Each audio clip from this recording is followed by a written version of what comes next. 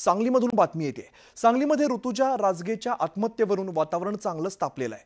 राज्य सरकारने धर्मांतर विरोधी कायदा तातडीने आणावा आणि यासाठी सांगलीमध्ये मूक मशाल मोर्चा काढण्यात आलेला आहे।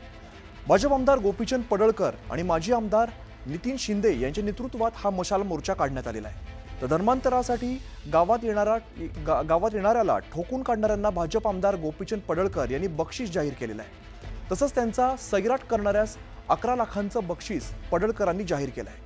तर ऋतुजा राजगे या विवाहितेला ख्रिश्चन धर्म स्वीकारण्यासाठी सासरच्या मंडळींकडून छळ होत असल्याचा आरोप करण्यात आला आहे।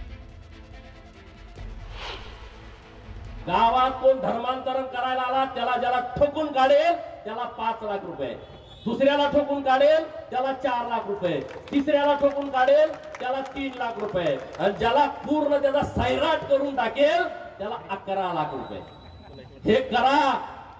हिरो आता पादरी म्हणत असेल मी जेलमध्ये जायला, तुला सुट्टी नाही, ऋतुजाचा जीव गेलाय आमच्या। आणि म्हणून सर्व बहिणींना माझी विनंती आहे, असं जर एखादं प्रकरण घडलं तर तुम्ही स्वतःला संपून घेऊ नका। तुम्ही ते पादरी असतील, तिचे सासू सासरे नवरा असेल तर त्याच्या खांडोळ्या करा। तिथून पुढचं सगळं कोर्टाचं आणि वकिलाचं हा गोपीचंद पडळकर बघेल, त्याची तुम्ही चिंता करू नका। आता बातमी कोल्हापूरमधून आहे।